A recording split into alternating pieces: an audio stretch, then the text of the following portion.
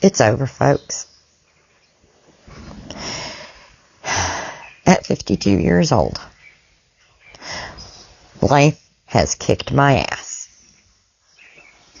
I have officially failed at adulting.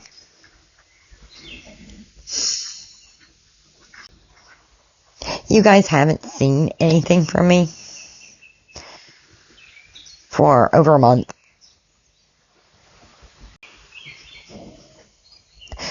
I wanted to have a happy Christmas. I wanted to say Happy New Year, but I just can't. So I stayed away.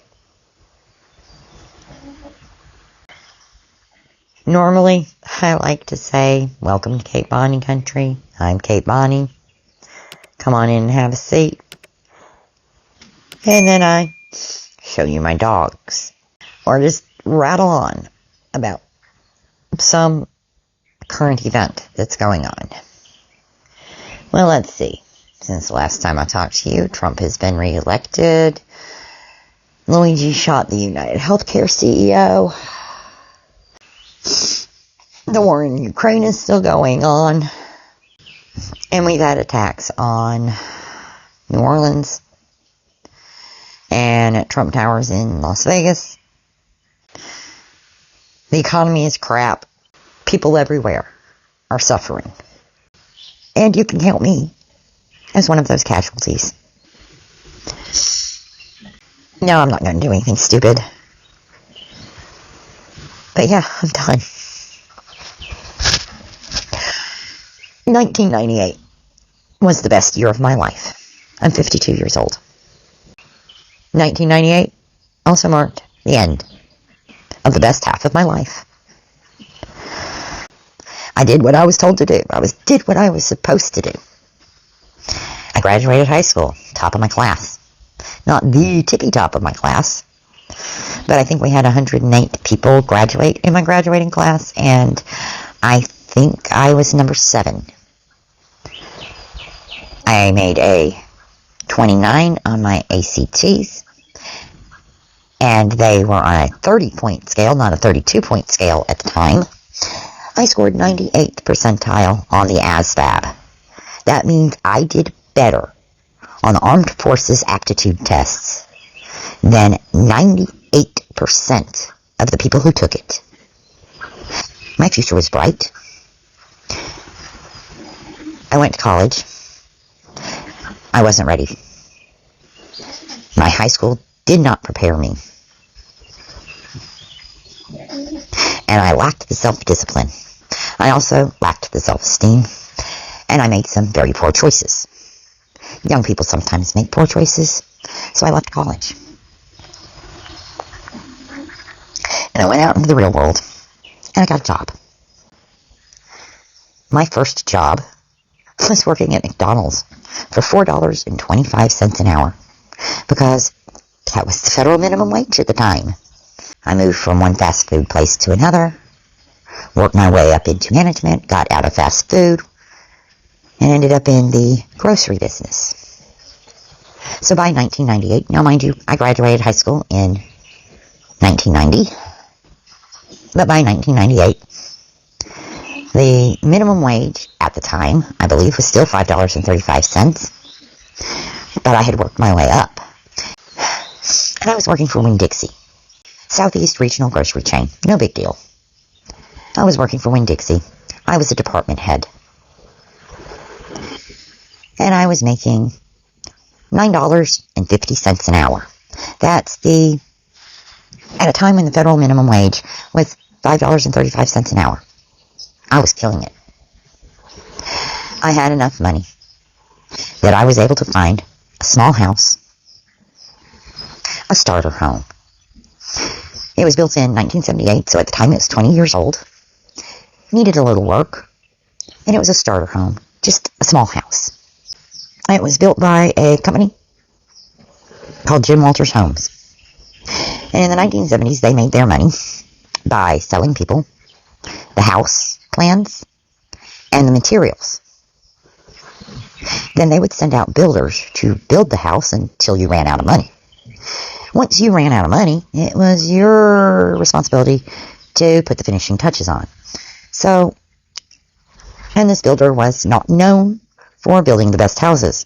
And since this house is located in a rural area, not inside any city limits, there were no building codes. And so, yeah, they cut corners. But I was going to fix it up. The house was $32,500. I was paying $350 a month rent at a trailer in a metropolitan area. I was able to finance this house on my own at 25, 3 weeks before my 26th birthday. I signed the mortgage, and this house became mine. Not the best house in the world, needed some work, but the idea was work, pay it off early. Oh, yeah, my mortgage was $250 a month. That was not a problem. So, the plan was, go ahead and fix up the house, do some major repairs. I replaced floors. I rebuilt the kitchen. I updated the house. The roof was good. The roof was put on in '97. It was a brand new roof. There were no cracks in the foundation. Not the best house in the world, but hey, fix it up, put a little money in it, resell it later. Flip it. Pay off the mortgage early, flip the house. That was the plan. But that was the beginning and the end. In 1999, right there, as the millennium was turning, Winn-Dixie got into trouble. They filed for bankruptcy. They closed down stores. I lost that good job. I lost the job with the medical insurance and the dental insurance and all of that. And I made a good country boy and I married him. And we stayed married for quite some time. We're now divorced. He's not my current husband. So, after being unemployed for a few months, I got a new job. That job only paid $8.50. I lost $1 an hour. $160 a month. But that's okay. It was a startup biotech company. And I worked in their production room. You have to work there a year before your 401k kicked in. Okay, that's fine.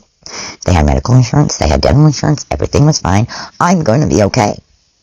So I worked there. I worked there for 364 days. The day before my 401k kicks in, I was informed that a larger biotech company was buying this startup biotech company, and operations were moving out of state. So I lost that job. At the urging of my now ex-husband, I go back to college. He goes back to college and he finishes his bachelor's degree, or he had an associate degree. He went back to college and got a worked his way all the way through a master's degree. Great, wonderful. He's going to make good money now. I go back to college, I get my bachelor's degree. I am going to major in history and get that teaching certificate put on there. Not necessarily because I wanted to teach in a public school, but because the homeschooling rules in Alabama at the time stated that if you were homeschooling your child, you had to have a certified teacher supervise. Okay, I can do that. My idea is I was going to be a certified teacher, and I was going to go online and homeschool, help homeschool children, and then when we had kids, I would homeschool them. Well, kids weren't in the cards for us. Time went on. We paid off the mortgage early. Paid it off in 10 years instead of 15. Okay, we can sell this house. We can get something better. What happened in 2008? The housing market. The housing bubble burst. It was a buyer's market, not a seller's market. We can't sell yet. We have to hold on to this place. We have to hold on to this place. I graduated college. No, I was working part-time. He was working part-time. We were struggling, but we were still making ends meet. And we still had a little extra to put into the house. But he had this habit of buying the building materials to fix up the house, to repair the deck, to do this, to do that. I don't know anything about construction, but he had worked in construction before we met, so hey, all he had to do was tell me what I needed to do. We were going to do these repairs together. He'd buy the materials, they'd sit in the yard and rot. He wasted so much money. Unused building materials and rusted tools. He just leave the tools out in the yard. Didn't take care of them. They'd rust. He couldn't use them. Now he's got to go get new ones. Sinking money into this place. Sinking money into building supplies. And it's not getting done. And the entire time, yeah, he works full-time, but he only wanted me working part-time. That way, when we had kids, I'd be able to be the stay-at-home mom and the tutor. Oh, by the way, yeah. As of 2008, we were still on dial-up out here. The internet had moved on by then. If you didn't have DSL, you didn't have the connection speeds to do jack. So, yeah, we get out of DSL. So, yeah, and satellite out here, bird flies in front of the satellite dish, you lose your signal. It wasn't reliable. I could not be an online tutor. I need to back up for a moment. In 2006, now what happened is, I had my insurance through Alpha. Alpha's a good insurance company. House is insured. House has to stay insured while we're on the mortgage. At the end of the policy year, I have to sign a new policy, mail it back to them, and then the policy renews for the next year. Then that way, not a problem, paying the house insurance. House insurance automatically deducts out of my checking account. Don't have to worry about it. Great, wonderful. Well, I want to say it was 2006. The renewal notice came in the mail. My ex-husband checked the mail. Did not give me that piece of mail. So, I go in, I'm checking the books one day, and I realize, the insurance didn't direct draft. Why didn't the insurance direct draft? I called them up, and I'm told that they dropped my policy because I didn't sign that form and send it back. And since I had gone more than 15 days without the house being insured, they would not reinsure it. I had to go with a different company. I ended up going with Foremost because the agent that I worked with also represented Foremost. He says it's not going to be as good of a policy, but it'll keep them from calling your mortgage. Okay, great. I signed that policy. But Foremost would only offer named storm, tornado, wind damage. If a tornado hits the house, great. We're covered. If the house catches on fire, we're covered. Somebody comes on my property and gets hurt by my stuff, I'm covered. Somebody breaks in and robs the place, I'm covered. But that's all they covered. Alright, now, let's move forward to 2011. We're still struggling. I'm trying to find full-time work, which is hard when you haven't worked full-time in a while. At this point in time, I was 39, I was almost 40. Nobody wanted to hire a 40-year-old woman. They wanted younger people. It was hard for me to find a full-time job in the retail. I'd worked for Winn-Dixie. They shut down. That Winn-Dixie, 26 years later, a lot of those buildings are still sitting empty. So even though I had managerial experience, it was hard for me to find a good paying full-time job. And he had a master's degree by this point in time. He was working on his PhD. He started working on his PhD in 2008. Things seem to be going okay, but it's not where I thought I'd be by that point in time in my life. We struggled. But yeah, there were problems on both sides. But, and now I have student loan debt, and he has student loan debt. Oh, and he's working on his doctorate degree. You're only allowed 7 years to complete a doctorate. We both owed a boatload of money in student loans, and he ends up failing his doctorates. Why? because he didn't buckle down and do the work. He had 3 years to put his, no, I'm sorry, he had 5 years to put his dissertation together. He timed out. He didn't do the work. He submitted his dissertation 30 days before his time ran out. And the reviewers, now admittedly, he'd submitted it before, and the reviewer, there was some back and forth and stuff, and it's all academic, and most people don't deal with this. But, anyway. Okay, it's neither here nor there. Why am I even going into it? He failed his dissertation. So now, between the two of us, we owed close to $300,000 in student loans. 2015, 2016, 2017. He and I were not doing well. We're struggling, we're working retail, we're trying to make ends meet. And yeah, there was some personal things between us. I'm not going to go into that. I'm not an angel, I made plenty of mistakes. He's no angel, he made plenty of mistakes. We grew apart. We divorced. But the house. I bought the house before I met him. The house is mine. The house stays with me, and he moved to Alaska. When we divorced, I ended up working for Dollar General. I actually worked my way up to store manager. I was making $37,500 a year. That's the most I'd ever made in my life. $18.02 an hour. If I only worked, it was the equivalent of $18.02 an hour. If I only worked 45 hours a week. After a year of working for that company and putting in 60 to 72 hours a week, I realized I was burning out, and I was making less. If I'm putting in 65 hours a week, that's 25 hours of overtime. If I had been an hourly employee, I was making less than my cashiers did. Minimum wage at this point in time, $7.25 an hour. Now, if you were working in a salaried position and you put in so many hours that you drop below the federal minimum wage, well, guess what? They do have to pay you at least federal minimum, which is $7.25 an hour. I broke it down.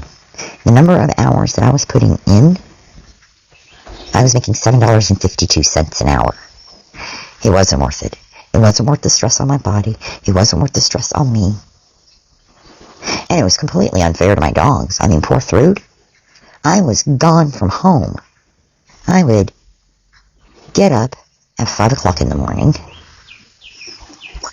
drive an hour to my store, had to have the store opened by 8, and then there were a lot of days when I didn't leave the store until after close, which was 9. I'd be out of there around 9:30.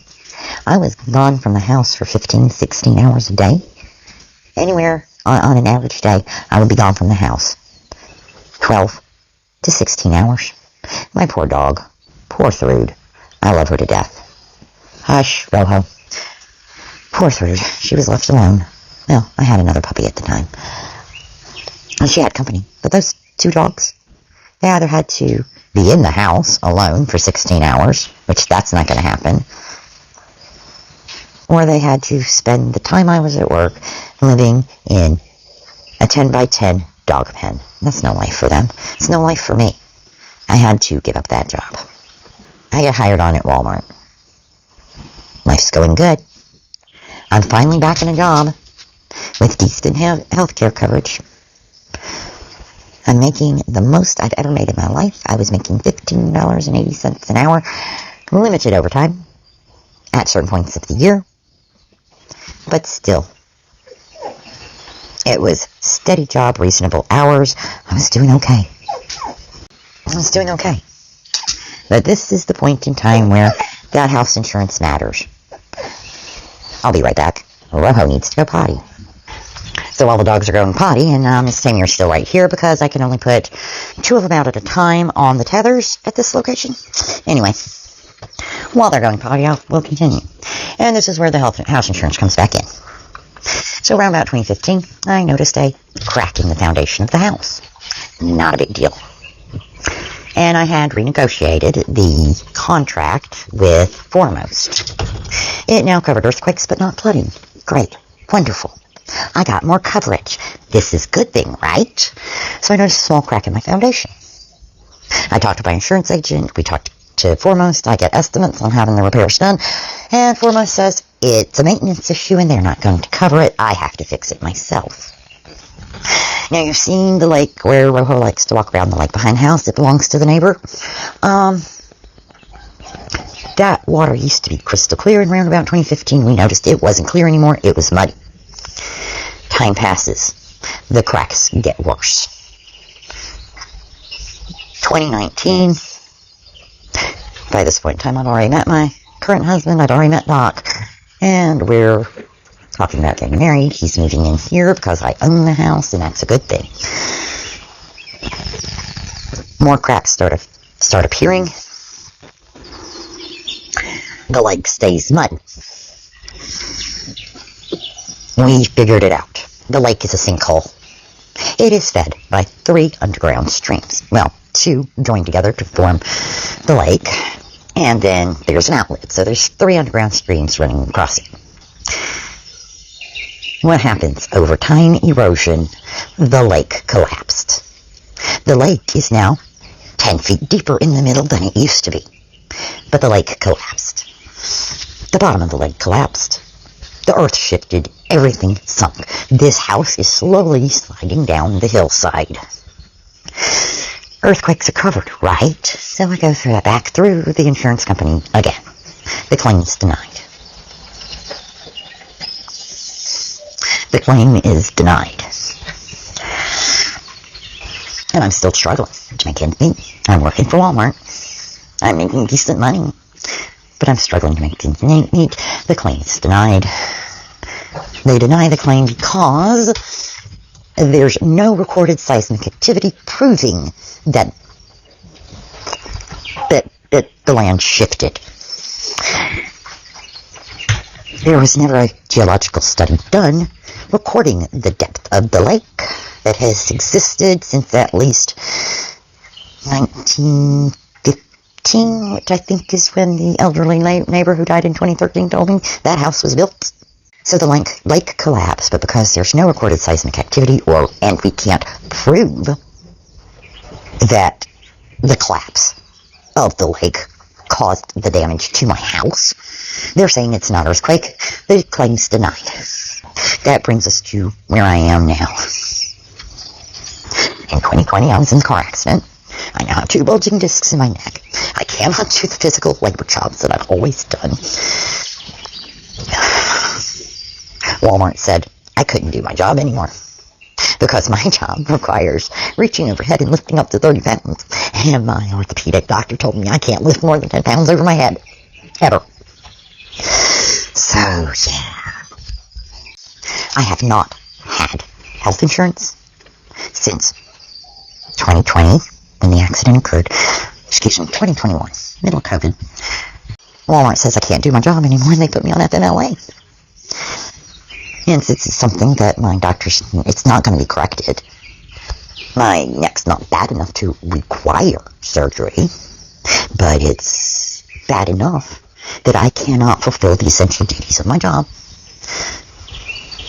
I'm put on FMLA for 90 days. I can't go 90 days without working. So I took another job. They paid $10 an hour.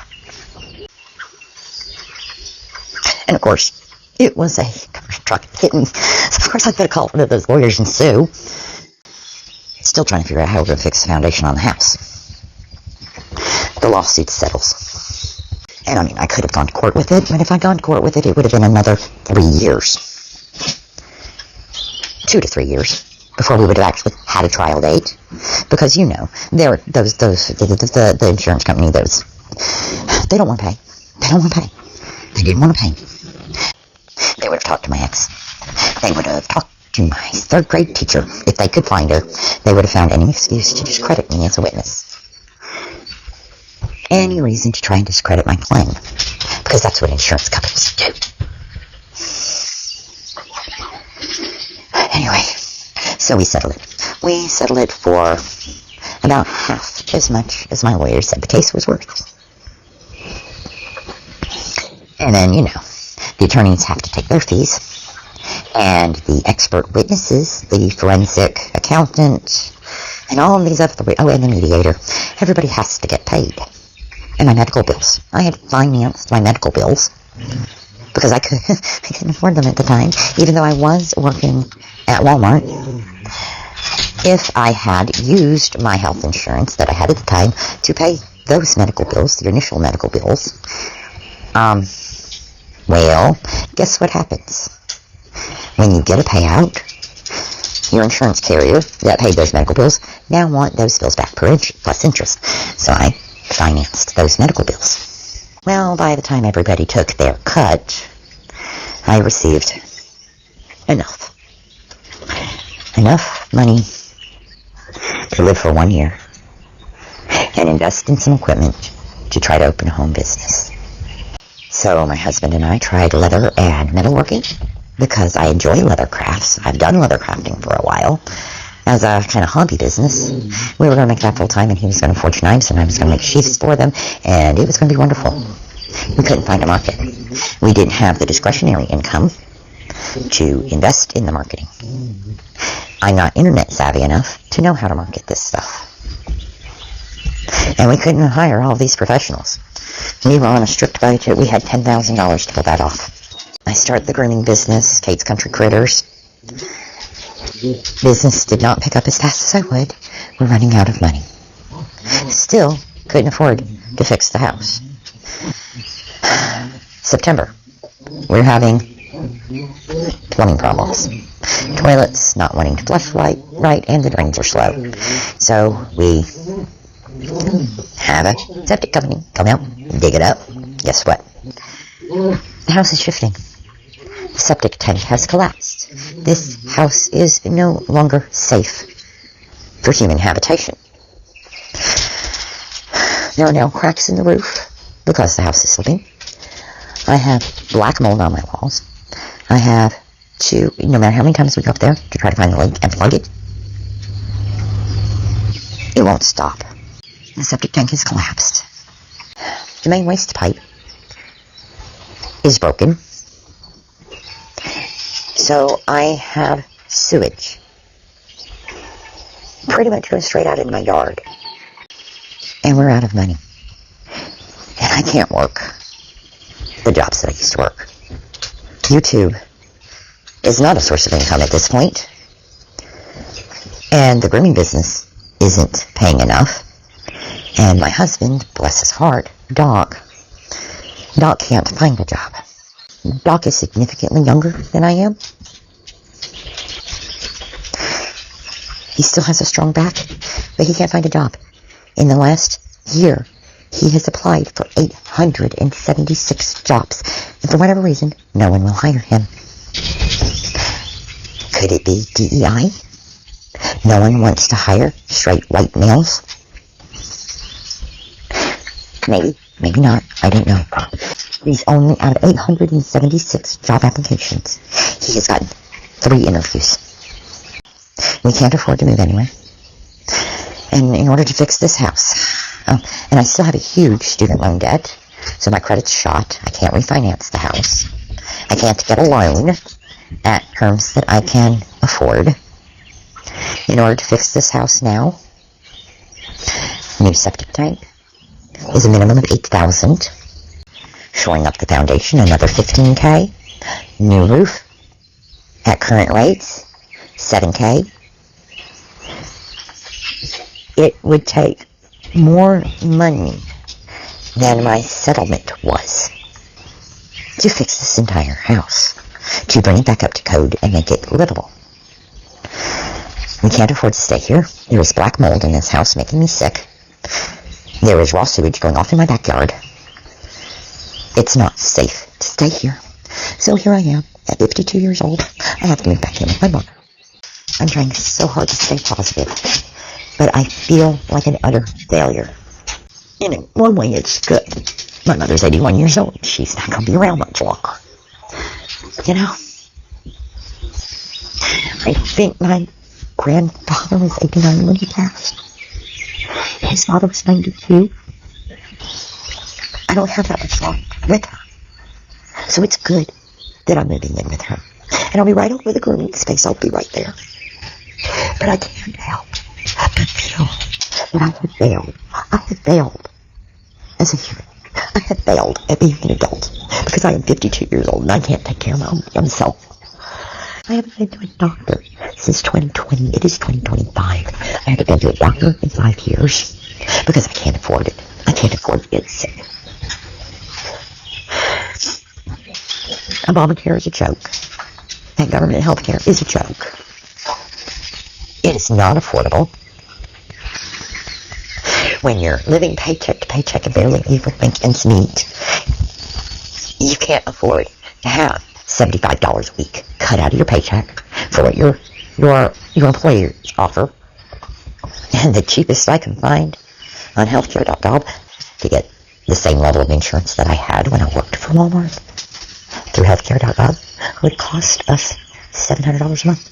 We don't have that. 62% of Americans live paycheck to paycheck. I've tried. I've done everything that I was told I was supposed to do as a child to be successful. To have the American dream. But for me, the American dream has become the American nightmare. I absolutely understand why people shoplift. I understand why people run scams. I understand why people hustle on the streets. I understand why Luigi did what he did. I'm not at the point where I view stealing, murder, or arson, insurance fraud. I'm not at the point where I'm contemplating those things. But I certainly understand why people do those things. I'm not going to do it. And hack. Oh, God. This is rough. I'm not at that point. But yeah, if somebody came up to me and handed me one of those Squid Game cards, I'd go play. I would absolutely go play Squid Games. I'm at that point. Something's got to give. What happened to the wealth? How did we get here?